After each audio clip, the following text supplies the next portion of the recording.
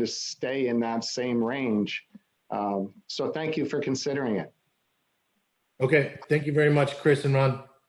Thanks, and stay safe. You as well. Bye-bye.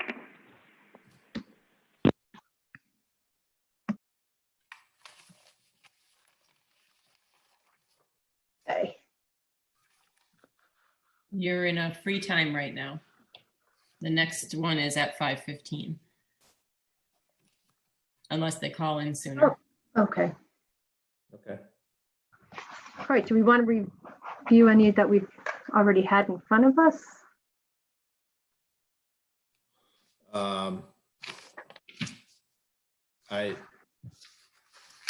I don't know. Do we?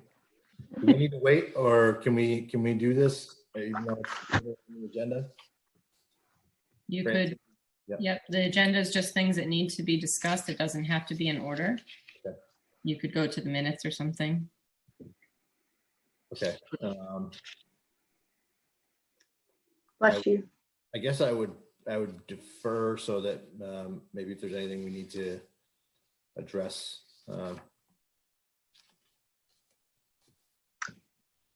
Offline. Any questions we might have? Okay. If there aren't any questions, I'm not opposed to. I mean, if we want to talk about the postage, I mean, It was interesting. I was just trying to figure it out as someone who did like 20 certified mail packets in my day job a week ago. It's like, oh, so it was interesting. Like, oh, it does matter. It does matter. I guess I have two questions on that. And the handbook was not helping me. Forget what the IRS says, because they may operate to different rules than we need to as the BAA. And I think my question is probably directed at Francine. For appeals, is the date that matters the date that it's received by the assessor's office, or is a valid postmark date valid for meeting deadlines? All right. We have to follow statute section 1-2A, construction of the term postmark, which states for purposes of section, let's see here, any references to the United States mail or postmark shall be treated as including a reference to any delivery services designated by the Secretary of the Treasury of the United States pursuant to section 7502 of the Internal Revenue Code, or any subsequent corresponding Internal Revenue Code of the United States, as from time to time amended. 2, any reference to a postmark made by United States Postal Service shall be treated as including a reference to any date recorded or marked in the manner described in said section 7502 of the said Internal Revenue Code by a designated delivery service. And 3, any equivalent of registered or certified mail designated by the Secretary of the Treasury of the United States pursuant to said section 7502 of said Internal Revenue Code shall be included within the meaning of the registered or certified mail. Subsection B, the Legislative Commissioner's Office shall, in codifying the provisions of this section, make such technical, grammatical, and punctuation changes and statutory placements. I'm trying to find, because this was something that we had issues with for years, and with the, Pitney Bowes and so on. And at one point, they did make a designation. It feels like we can't be the only people in a bubble dealing with this problem. It feels like there's an answer. So we had to go by the postmark, but Pitney Bowes and some of those other ones were not acceptable to us. If it was received after the due date, we had to take a look at the postmark. But Pitney Bowes and anything other than the United States Postal Service was not acceptable. So when I look at the photocopy of the envelope received, the only thing I see on that is this Pitney Bowes thing. So if that's not counting as the postmark for that envelope, what is? Yeah, so here's You the also subsection had- on that. The other picture shows the actual envelope that we received. That's this one, right? That's our date stamp. We get mail every day. We stamp it as soon as it is received on that day. They're not processed every day as they're received, but they are postmarked, the mail during personal property time. As that mail comes in, it is all stamped, the date that it was received. The other thing, again, so part of that statute that we have to follow for postage, which they gave us because we had such difficulty in determining, was it postmarked on time? And so the bottom here, and 54-82C and chapter Or are we still in 965. section 1-2A? Yes, at the bottom. Construction reference to- firm. Go above, it's within the A. Let's see here. This is the only good part of this Zoom meeting thing, is I can pull up the general statute. The 1-2B, construction of term certified mail return receipt request. And well, no, we can't go by that. Oh my God, that's a ton It's of. 1-, yeah. Bless you. Bless you. Thank you. We do have a few minutes before the next time slot, but he is in the waiting room, just so you know. Okay.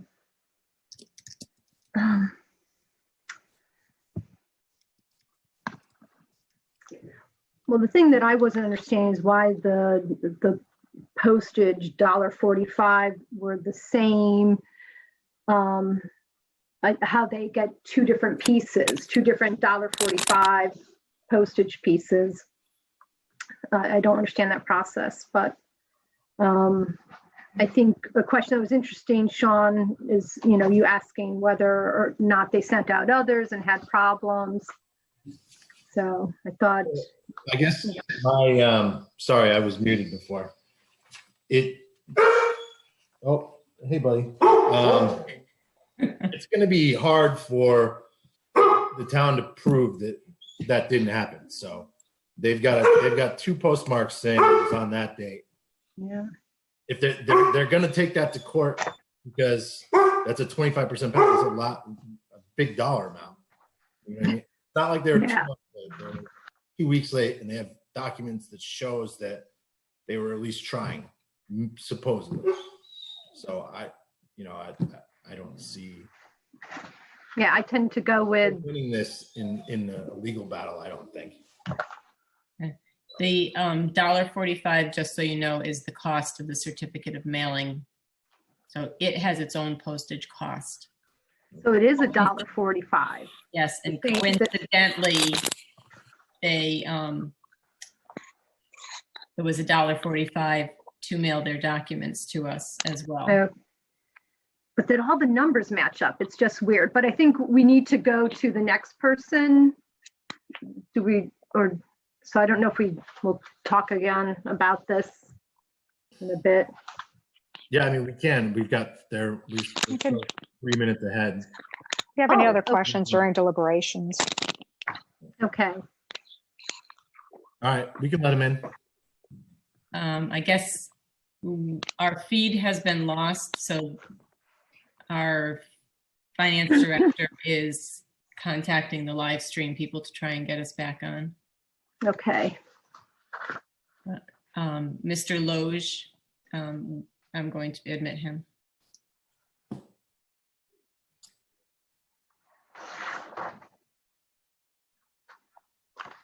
I can see us on the television.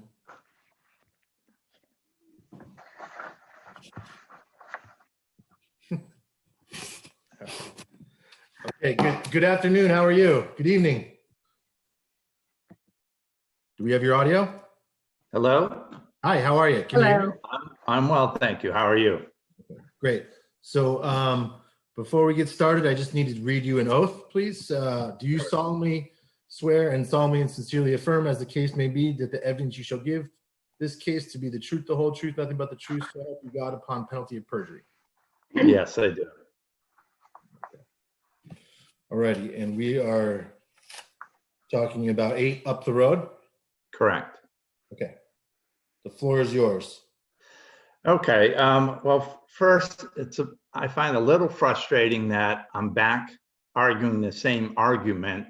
It seems a bit like Groundhog Day, the movie.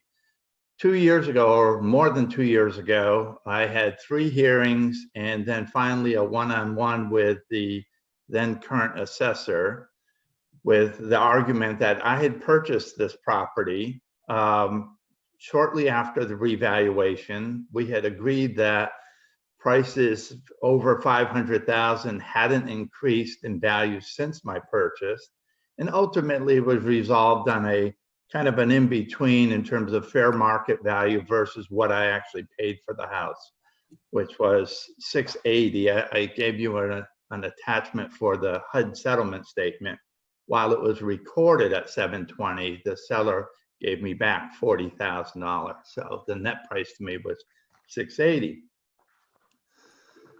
So now we're revisiting this issue because of an incorrect property card, which I'd start with saying, I don't even understand why the property card would be relevant, given that would only be meaningful or relevant if it were based on replacement costs. We're trying to determine the value of the house based on comparable sales.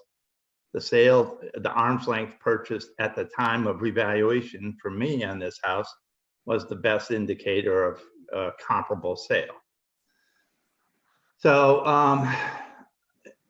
So again, it wasn't like there was a secret between whether there was 2 kitchens or a partly finished basement. The seller knew it, I knew it, and we determined a fair market value at that time of $680. So now this has been drug up again because of a property card that apparently has been incorrect for 18 years, which seems a little frustrating. I mean, if this house had 8 kitchens and 20 bedrooms, it really wouldn't matter. It's what was the fair market value at the time of the revaluation, and it's based on, again, fair market value, not replacement cost. Okay. Yeah, I mean, I think I had spoken, I have some notes from the assessor that she has made some corrections, so hopefully we can get the cards squared away moving forward. I know you came in front of us. I remember that a couple years ago.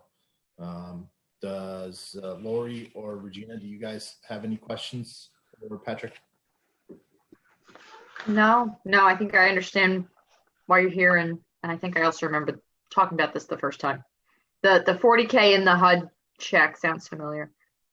Yeah, and I made a copy and included that. And not only that, but back in February of 2018, my neighbor sold his house, or now I have a new neighbor who purchased his house, and was in a letter I had given back then that said the town did a fair market value assessment of his purchase of that house at 95% of what he paid. And just applying that same logic to the purchase of my house would have put my house at $684,000. I don't even know what you have it now, like $715 or something like that, before this proposed change. But, you know, it got frustrating after all those meetings and I just let it go. But the bottom line is, it makes no sense. There needs to be consistency between 2 sales next door to each other. One you assess at 95% of the sales price, and mine was assessed at, from a fair market value point of view, 123% of my purchase price. So, and I thought we were done and fine, you know, it didn't come out to where I wanted it, but enough was enough. But now to say the property card had an error and therefore it changes the fair market value of the house makes no sense to me. I was just going to say, we appreciate you working with us, and you know, it's great to have these conversations, and apologies for if the card was wrong this year. We really want to work with our residents as, you know, neighbors and of people that are coming before us, we want it to be fair for you. So thank you for your patience, and we'll be looking over what can be done so that you don't have to come before us again. Yeah, let's hope not. Okay, Regina, any questions for? Okay, Patrick, we've got all the information we need, and hopefully we can come to a conclusion and get everything squared away for you. Hopefully we won't have to come back. All right. Very good. Thank you. All right. Take care. Thanks.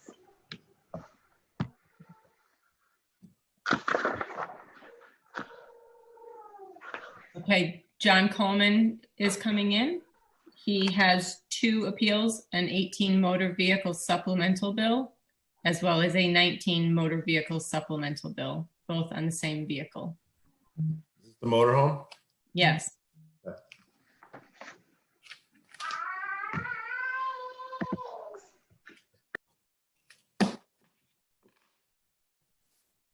Hey, John, how are you?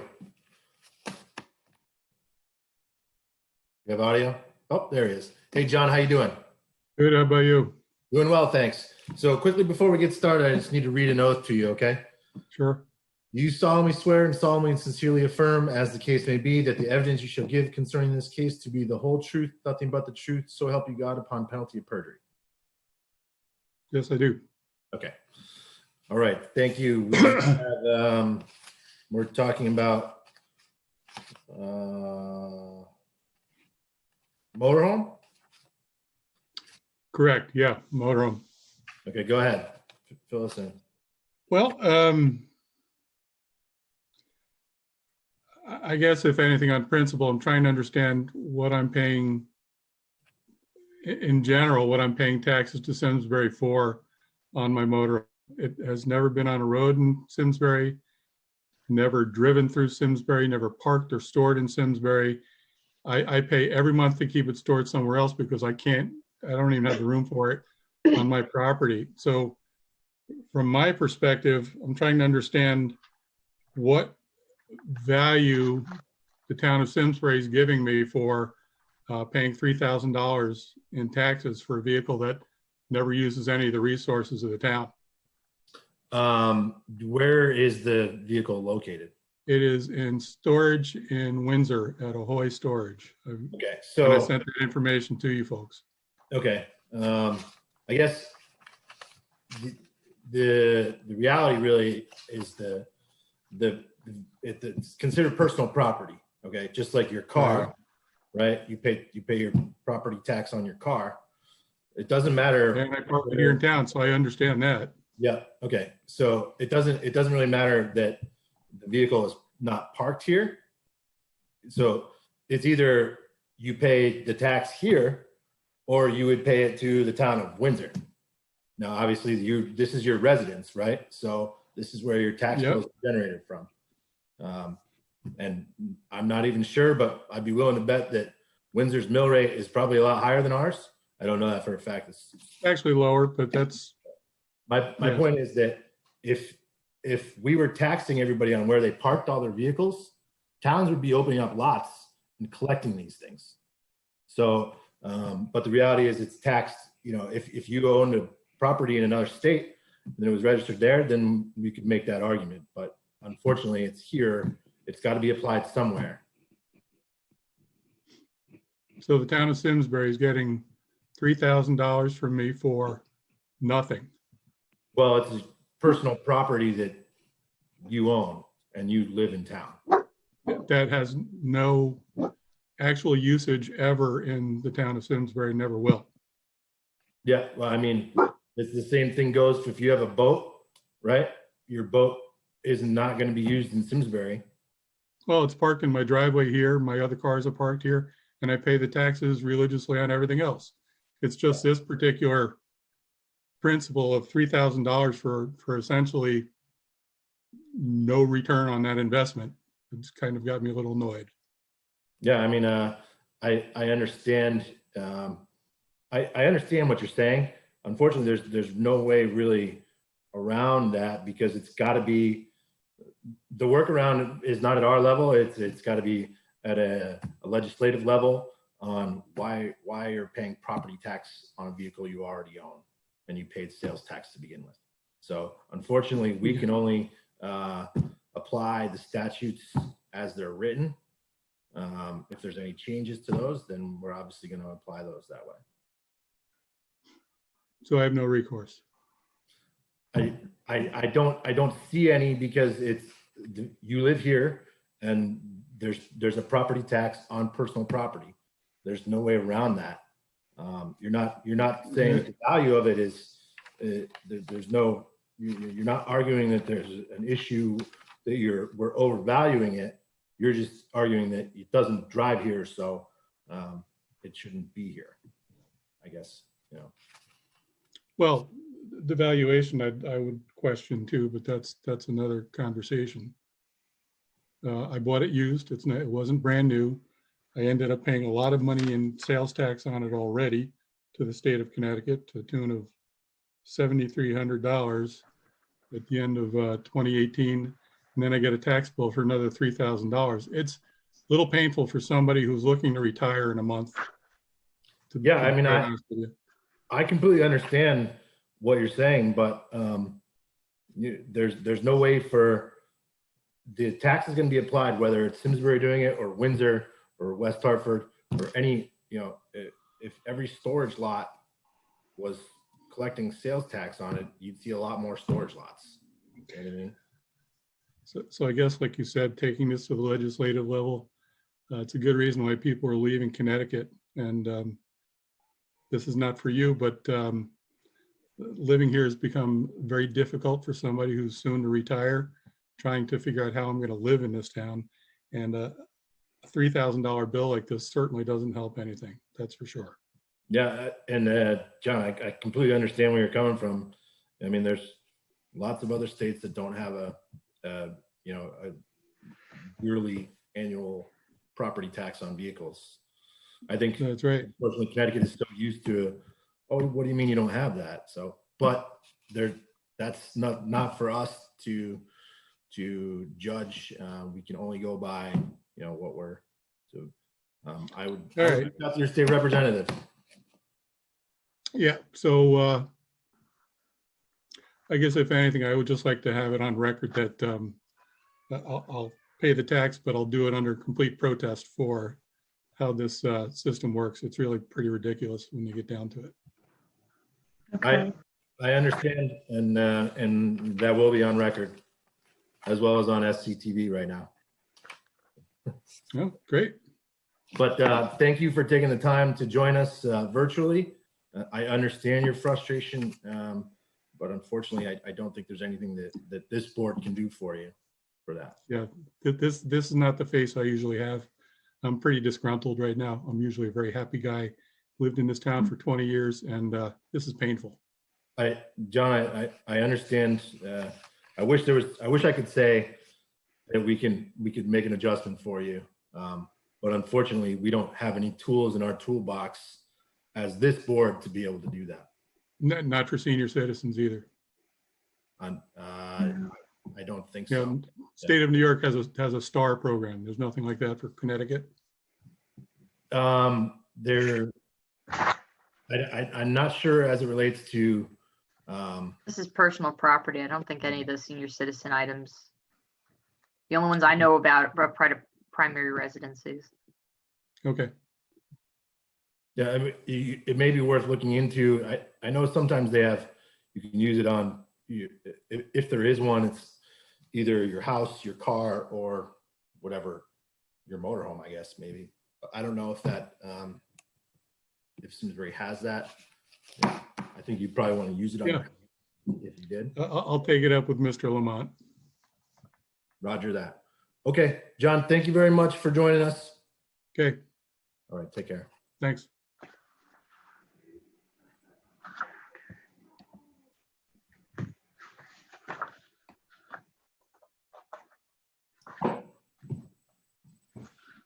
Jean Day is in the waiting room for 26 Northfield Road. Ready?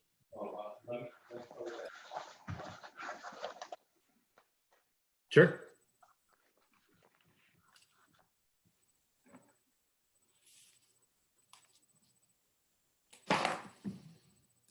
Hi, Jean. How are you? Is it Jean? Is that correct? Jean. Yep, Jeannie or Jeannie? just Jean. Okay. Okay. Thank All you. right. Just give me a second here. All right. Before we get started, I just need to read and have you acknowledge an oath. Do you solemnly swear, solemnly, sincerely affirm, as the case may be, that the evidence you shall give concerning this case to be the truth, the whole truth, nothing but the truth, so help you God, upon penalty of perjury? I do. Thank you. Okay. So, Jean, we're talking about 26 Northfield, correct? Yes. Okay, go ahead. Okay. As my application states, I have 3 general categories on which my appeal is based. And attached to that application are the supporting details for that.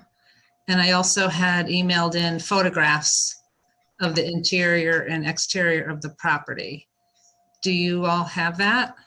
Yes, we have a packet, and we might not have the photographs, but I have your spreadsheet, mechanicals, kitchen, bathroom. Looks like this. Yes.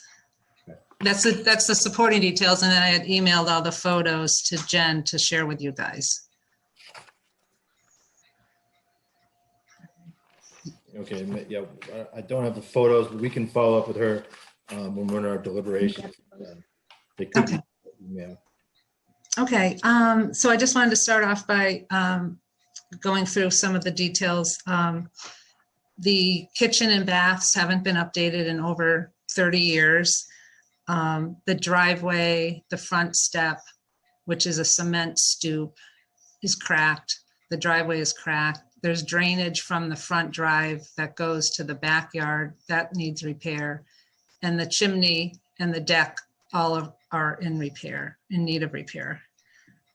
The drainage is a problem that from the front driveway drain, from our gutters, the water all ends up in our backyard. Our backyard is sloped, and so all the runoff ends up pooling in the backyard. It also comes off this Phelpscroft Street into the backyard. So our backyard ends up being muddy and just a pool of water based on the terrain and the drainage. And one item that you can't see in the photos is the heating and cooling system of the home.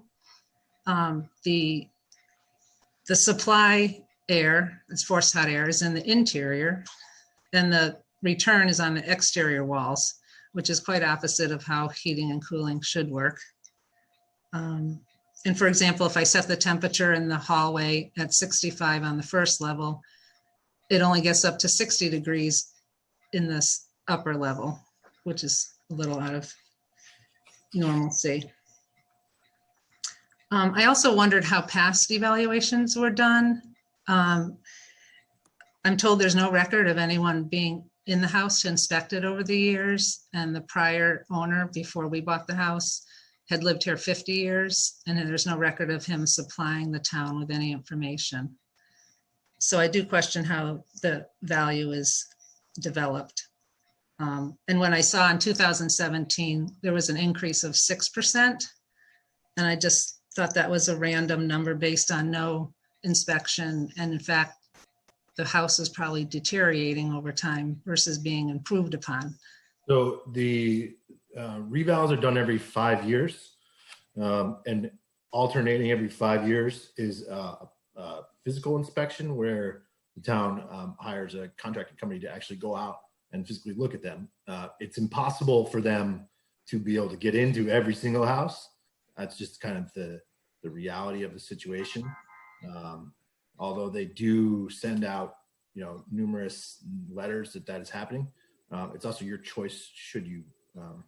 So, I mean, at any point, I think our assessor's office would be willing to come out and look if you ask them to. But that's kind of how the process. Every 5 years, it's the other time is automated. Kind of look at scales of comparable properties. Right, I'm just making a comment that there's no record of an inspection or the previous owner submitting information. So to have an increase, But Wouldn't be Francine, related to your property as a whole, it would have been related to, if we have no way to know, then we're going on what we have. If we don't know that it's deteriorating, then we're not going to assume that it is. okay. Francine was kind enough to come out to the home in February. And so she did remeasure, and she did find a slight decrease in the square footage. She also downgraded the condition to good, but it only ended up being a negligible 2.5% decrease in the value. So I was surprised at that. But I also have looked at equivalent properties on the street of square footage, number of bedrooms, number of baths. And what I found is of those homes that are equivalent to ours, there's anywhere from a 4 to 15% lower value assigned to them. And so some of those homes actually have 2-car garages, and they have a flat backyard, level lot. One even has a pool, and you may want to assume some of them have had updates made. So I'm just looking for a fair valuation of the home, and what I'm looking for is an 11% decrease. Okay, and you didn't send us those property comps?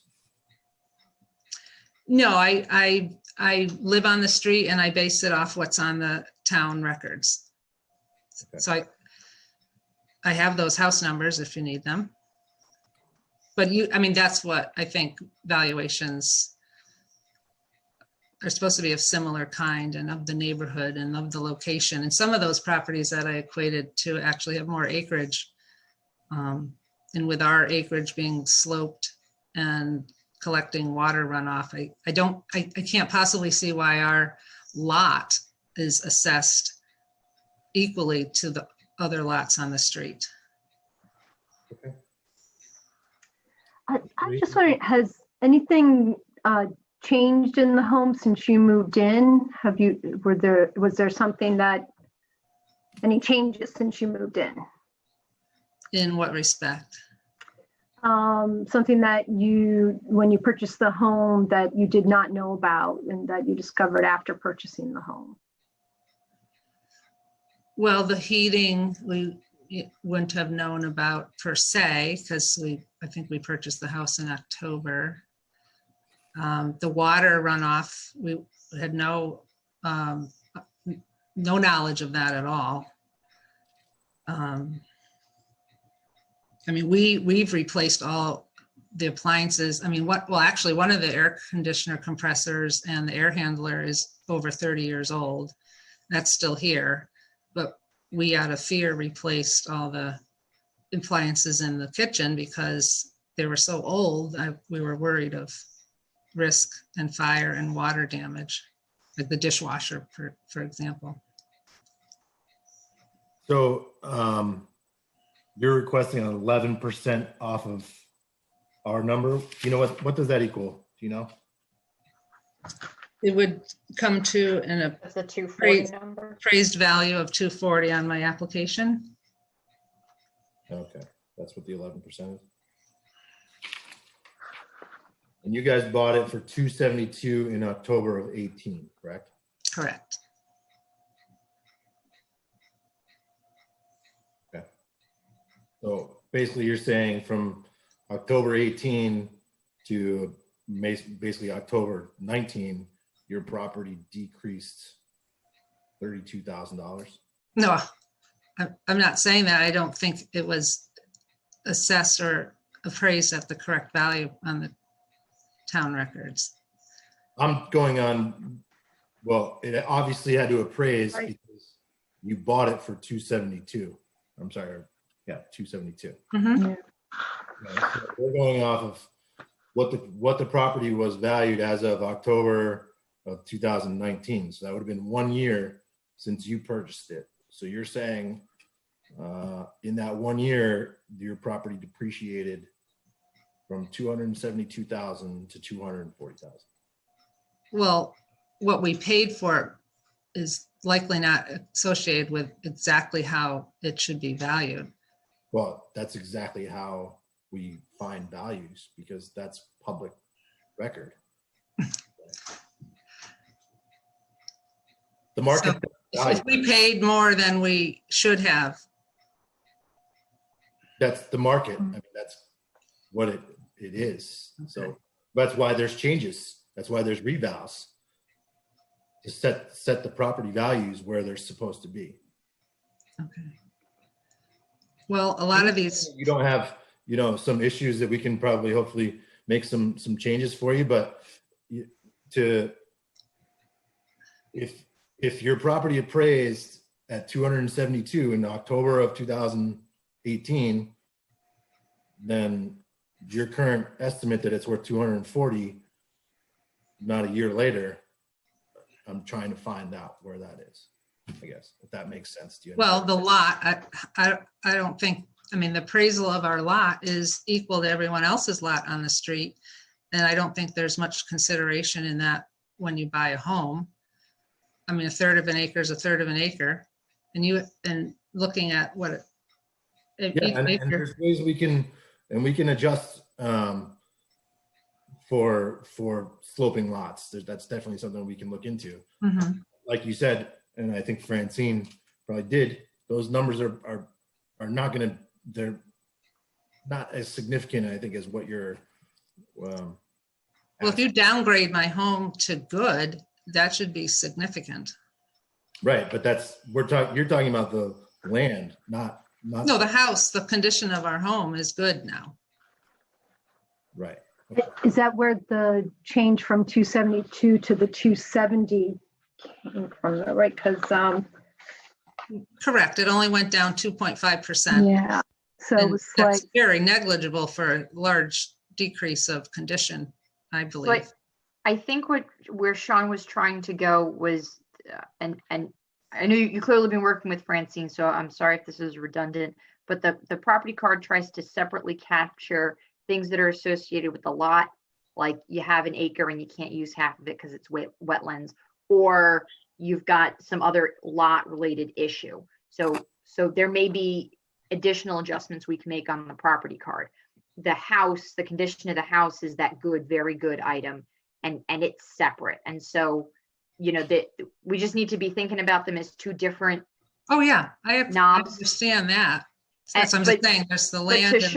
But to Sean's point, I don't know that we're going to get turned that are going to bring us into the sort of alignment you're asking for, especially not with a relatively recent market transaction that seems to line up pretty closely with where the town had assessed it.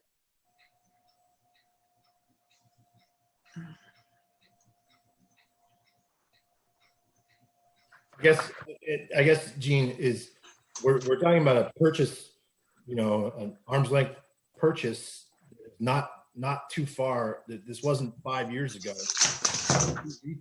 So, and I haven't seen anything, that can bring that. I'd like to help you if I could find a way to do it, but I'm just looking at here at, I'm not sure. But if we overpaid for the home because of the proximity to our family, and the owners were ready to move or leave for Florida and were anxious to sell, and we needed to get that in because they were going to take it off the market and wait till the spring. Maybe we overpaid more than we should have, but the circumstance for us, the timing was there. Yeah. And No, I understand. I'm sure you have an appraisal from when you bought it though, right? I imagine the bank has something. yeah, because something Yes. would be required to back up a loan. I mean, we are hearing you. We're just not finding something that really helps us revalue to the to the 240 out of the information you're giving us. So, and we understand it can be tough.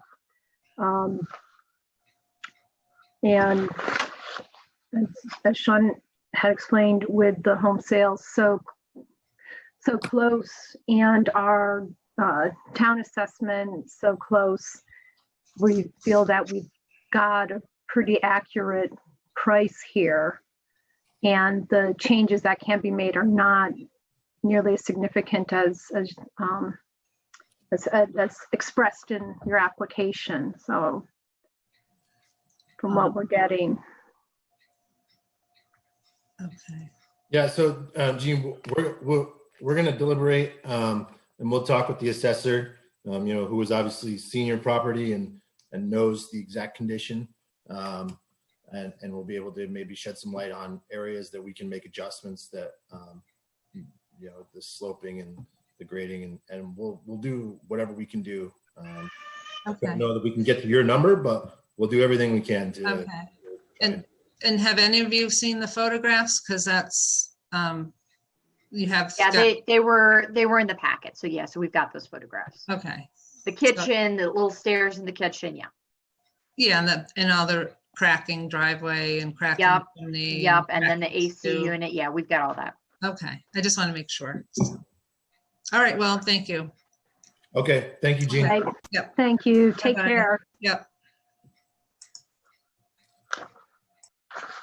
I hadn't seen the photos before.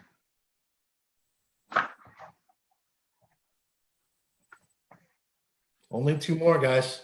2 more. The next one, I'm not certain will be calling in. I can, 15 cocktail, right? Is what we're thinking is next. yes. And he is going to be a call-in, no video.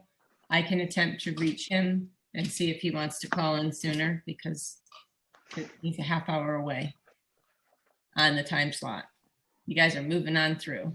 Okay. I will attempt to call him and see if he wants to dial in sooner. Guys, what do you want to do? Do you want to go through some of these, or do you I'd like to take a quick bio break, actually, is where I am. And then why don't we do I'm that? happy to.